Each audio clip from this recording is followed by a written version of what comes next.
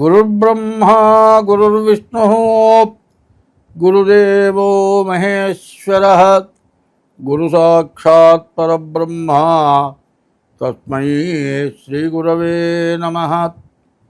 అగజానన పద్మార్కం గజానన మహర్నిశం అనేకదం త్వం భక్తానాం ఏకదంతముపాస్మహే.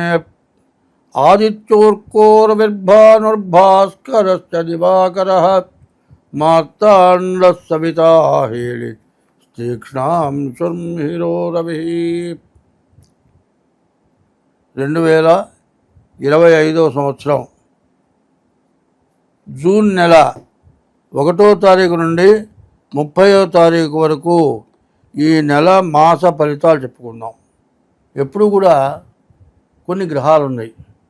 ఒక గ్రహం 2 రోజులున్నరే ఉంటుంది, ఒక గ్రహం నెల రోజులు ఉంటుంది, ఒక గ్రహం నెల 15 రోజులు ఉంటుంది, ఒక గ్రహం 3 నెలలు ఉంటుంది, ఒక గ్రహం సంవత్సరం ఉంటుంది, ఒక గ్రహం సంవత్సరంన్నర ఉంటుంది, ఒక గ్రహం 2 సంవత్సరాల 6 మాసాలు ఉంటుంది ఒక్కొక్క రాశిలో. ఇట్లా ఉండే గ్రహాల్లో ఎక్కువ టైం ఉండే గ్రహాల్లో 3. ఒకటి సంవత్సరం ఉండేది గురువు. మరి రాహుకేతువు సంవత్సరంన్నర ఉండే గ్రహాలు రాహుకేతువులు. 2 సంవత్సరాల 6 మాసాలు ఉండేది శని. ఈ 3 గ్రహాలు కూడా మార్చి నుంచి మే నెల లోపల మారినాయి. దీనివల్ల రకరకాలైన సమస్యలు వస్తాయి. ఈ సమస్యలు ఈ సంవత్సరం కొత్త సంవత్సరంలో పాపగ్రహాల వల్ల చాలా సమస్యలు, అంతర్యుద్ధాలు వస్తాయని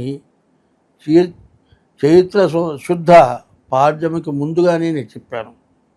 ఇప్పుడు కూడా జరుగుతోంది. అంతర్యుద్ధం అంటే పబ్లిక్గా ఎదుటబడి యుద్ధం చేసుకుంటే బహిర్యుద్ధం. యుద్ధం వద్దు వద్దు వద్దంటూ బార్డర్లో కాల్పులు జరపడం, దానికి ప్రతి కాల్పులు జరపడం, వద్దు ఆగిపోండి అంటాం. విదేశాలు ఆగిపోయిన తర్వాత మళ్ళీ తిరుగుబాటు చేయటం, ఇవన్నీ కూడా ఏదైనా ఉంటే ముఖాముఖి కొట్టుకోవటం వేరు. వెనక నుంచి దొంగ దెబ్బ అంటారు. ఎదురుండి కొట్టుకుంటే అది వేరే, చాటు నుంచి కొడితే ప్రాణం తీసే దెబ్బ కొట్టచ్చు. ఇటువంటి సమస్యలు ప్రపంచానికి, కుటుంబాలకి, మంచికి చెడుకి కూడా వస్తుంది. 2025 సంవత్సరం జూన్ నెల 3వ రాశి మిథున రాశి ఫలితాలు చెప్పుకుందాం. ఈ మిథున రాశి పరిస్థితి ఎట్లా ఉంది?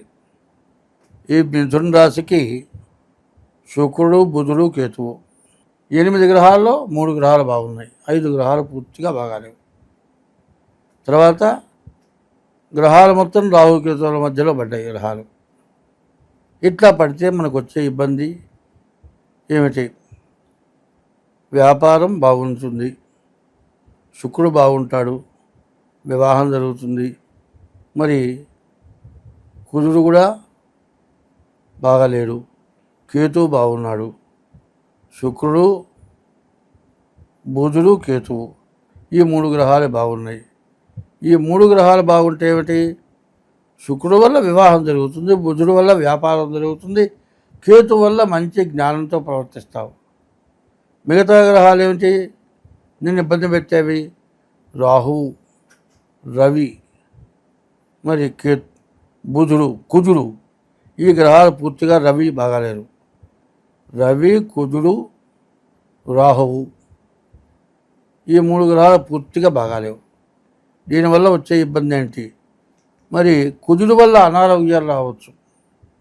ఏదైనా నువ్వు ఆస్తి కొనేట్లయితే డబల్ రిజిస్టర్లు అయి రావచ్చు. కాదు, నువ్వు కొన్న ఆస్తిని ఏదైనా కబ్జా చేయొచ్చు. మరి రాహు వల్ల వచ్చిన డబ్బులు వచ్చినట్టు ఖర్చు అయిపోతాయి. మరి ఇదిగాక రవి వల్ల నీవు చేసే వ్యాపారంలో, వృత్తిలో నీవు చేసే సరిగ్గా చేయక ఎవరినో మోసం చేయటం చేత నీకు ఒక అపర్దిష్ట వచ్చి, ఈ అపర్దిష్టతోటి నీవు వ్యాపారం కూడా ఇక ముందు చేయలేని పరిస్థితి వస్తుంది.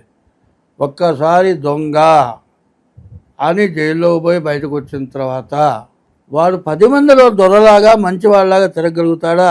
వాడు ఏమీ చేయకుండా జైలుకు పోయినా సరే వాడికి పడ్డ ముద్ర వాడి జీవితం మొత్తం నరకం చూపిస్తుంది. ఇటువంటి పరిస్థితిలో ఏం చేయాలి? రవికి పూర్తి జపం చేయించుకోవాలి. మరి శనగలు దానం ఇవ్వాలి, రాహుకి జపం చేయించుకోవాలి, మినుములు దానం ఇవ్వాలి, కుజుడికి జపం చేయించుకోవాలి, మరి కందులు దానం ఇవ్వాలి. ఇది కాక మీ జన్మ లగ్నరీత్యా మీ దోషాలు ఏమిటో చూసుకోవాలి. ఏది ఏమైనా మంచి అట్లాగన్నా ఉండనండి, చెడును మొత్తం పోగొట్టుకుంటాను చూసుకోవాలి. ఈ చెడు పోగొట్టుకుంటానని చూసుకోకపోయినట్లయితే ముందు చాలా నష్టాలు కష్టాలు పడాల్సిన అవసరం వస్తుంది. ఏమీ లేదండి, శరీరం అంతా బాగుంది, 2 కాళ్ళకి మాత్రం కాస్త దెబ్బ తగిలింది, వేళ్ళు మొత్తం వాచిపోయినాయి, వంగటల్లా అడుగు పడితే ప్రాణం పోతోంది. కాళ్ళు బాగుండా, చేతులు బాగుండా, నోరు బాగుండా, కళ్ళు బాగుండా, అన్నీ పనిచేస్తున్నాయి. మోకాళ్ళ దగ్గర నుంచి అన్నీ పనిచేస్తున్నాయి. ఈ పాదాల దగ్గర వేళ్ళే పనిచేయట్లా. ఈ శరీరాన్ని మొత్తాన్ని పడుకోబెట్టింది. అట్లాగే గ్రహాలు ఏదో కొన్ని గ్రహాలకి శాంతి చెప్పటం కాదు అని చెబుతోంది. మీకున్నటువంటి పూర్తి దోషం పోయేటువంటి మార్గాన్ని నేను ఎంచుకొని చెబుతూ ఉన్నా. మీరేం చేయాలి? శనికి, రాహుకి, రవికి, కుజుడికి ఈ గ్రహాలన్నింటి కూడా సంఖ్యపూర్తిగా జపం చేయించుకొని దానం ఇవ్వటమే కాక మరి సర్పదోషం మీ జన్మలగ్న రీత్యా కూడా సర్పదోషం, కాల సర్పదోషం ఉంటే మరి రాహుకేతువుల పూజ, మరి కుజదోషం కుజ పూజ, మరి నాగప్రతిష్ఠ లేకపోతే నవనాగుల పూజ, మీకున్నటువంటి దోషం ద్వారా ఏది చేయాలో మీ జాతకరీత్యా చూసి చేయాల్సి వస్తుంది. కాబట్టి ఇటువంటివి చేయించుకోండి, చాలా ఉపయోగపడుతుంది. ఈ 2025వ సంవత్సరం చాలా సమస్యావహంగా ఉంది. కాబట్టి ఎవరైనా సరే జాగ్రత్త పడి ముందుగా జాతకం ఇవ్వండి. పోయిన సంవత్సరం 24వ సంవత్సరం చివరిలో మీ దగ్గరనే జాతకం చూపించుకున్నానండి, మళ్ళీ జాతకం చూపించుకోమంటావేమిటి అంటే అది చూసుకోవాల్సిందే. ఎప్పటికప్పుడు జాగ్రత్త పడాల్సిందే. ఎంతసేపు జాగ్రత్త లేకపోతే ఎందుకు పనికిరాము. చూడండి, చాలామంది ఏం చేస్తున్నారు, బాగా సంపాదించిన వాళ్ళు, కోట్లు సంపాదించిన వాళ్ళు ఉన్నారు. అంతా సంపాదించి అడిగిన వాళ్ళకల్లా దానం చేసిన వాళ్ళు కొంతమంది ఉన్నారు. కొంతమంది ఏమైనారు, బాగా సంపాదించి దురలవాట్లకి తయారైపోయి అంతా పోగొట్టుకున్నారు. బతికిన జీవితంలో 50 ఏళ్ళ వరకు ఎంత కావాలంటే అంత దానం చేయగలిగావు. 51వ సంవత్సరం నుంచి అమ్మ అంత అన్నం పెట్టి ఆకలవుతుందనే స్థితికి వచ్చావు.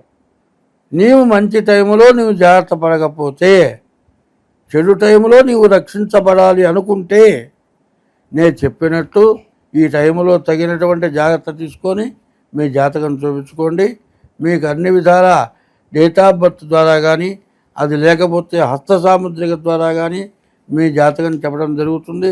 అట్లా చెప్పించుకోవాలంటే తగిన ఫీజు కట్టి మీరు మా చేత జాతకం చెప్పించుకోండి. కింద మా ఫోన్ నెంబర్ ద్వారా ఫోన్ చేసి మాతో మాట్లాడవచ్చు. అదే కాదు, ఎవరి వృత్తిలో కూడా ఈ చెప్పింది బాగా మనస్సులో పెట్టుకొని మన దగ్గర ఉన్నవాళ్ళు, మన తోటి వాళ్ళు సక్రంగా బతుకుతున్నారా, వాళ్ళు తింటున్నారా, వాళ్ళు బతకగలుగుతున్నారా ఆలోచిస్తే అడుక్కు తినేవాడు మాత్రం ఎక్కడా ఉండడు. అడుక్కు తినేవాడు లేకుండా పోవాలంటే నీ దగ్గర బతికేవాడు వాడు బాగుండాలని కోరుకోండి. అట్లా కనుక ఉంటే అడుక్కు తినేవాడు లేకుండా పోతాడు. నేను బాగుపడ్డాను, వాడు అడుక్కు తింటున్నాడు అంటే ఏ రోజైనా కూడా వాడి గతి నిగ్గుర పడుతుంది. అందరం బాగుండాలంటే వాడు చేయగ దాపకుండా బతికేట్టుగా నువ్వు చూస్తే అడుక్కు తినేవాడు అంటూ ఉన్నాడు. స్వస్తి.